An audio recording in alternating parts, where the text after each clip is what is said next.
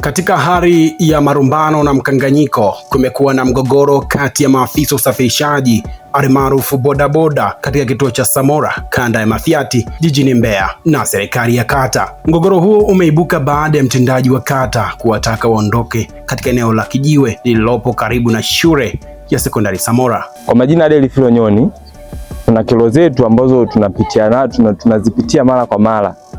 Tumejaribu kushirikisha uongozi, lakini tunaona hakuna kinachoendelea. Hakuna mwafaka tunaofikia. Kila siku tunafuatwa sisi, tunapewa mvitisho, sometimes tunafukuzwa, umeona? Tunaletewa hadi migambo hapa kijiweni kwamba tuko karibu na eneo la shule, hatuhitajiki hapa.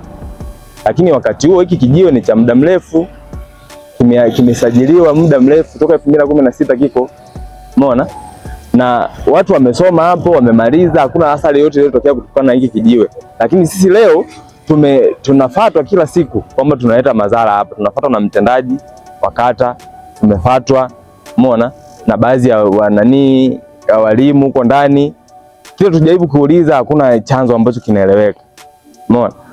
Lakini sisi kama vijana ambao tumejiajiri kupitia hii kazi, tumeamua kuzileta kero zetu hapa mbele ya ili serikali tusaidie yenyewe.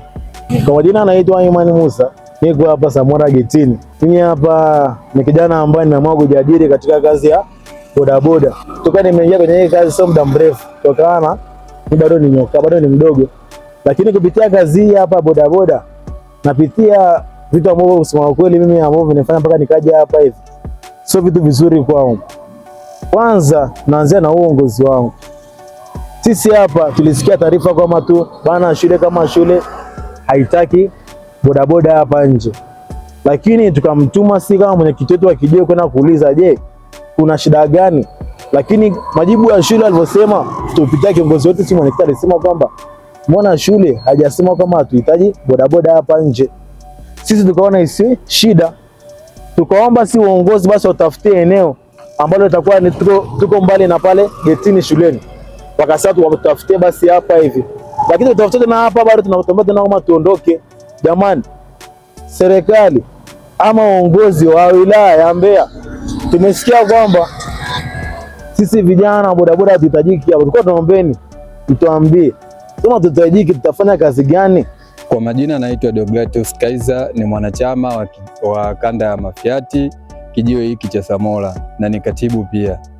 Sisi tunapitia changamoto moja katika kijiwe hiki cha Samora, kwamba tulifuatwa mara kwanza na mtendaji, akatokea taarifa kwamba kilifanyika kikao katika shule ya Samora kuwa tusikae katika ile eneo la karibu na shule, kwa maana wanafunzi hawako salama kupitia sisi bodaboda.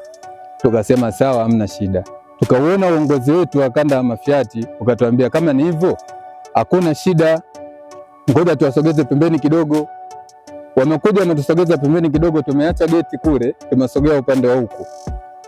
Tumeachana kabisa na upande wa shule ule. Tuko sasa kwenye imaya ya soko hili la stendi ya Chunya.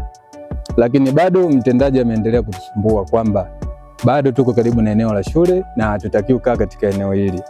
Mgogoro huo umeibuka baada ya mtendaji wa kata kuwataka waondoke katika eneo la kijiwe lililopo karibu na shule ya sekondari Samora. Sababu inayotolewa ni kuwa eneo hilo halifai kwa shughuli zao kutokana na ukaribu wake na mazingira ya shule.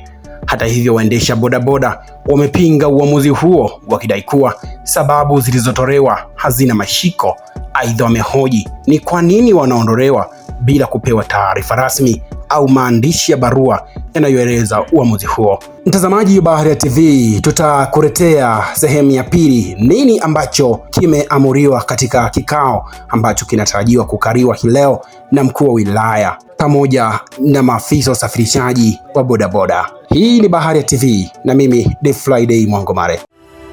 Asante kwa kuifuatilia Baharia TV. Usisahau kulike, kusubscribe, kucomment na kushare.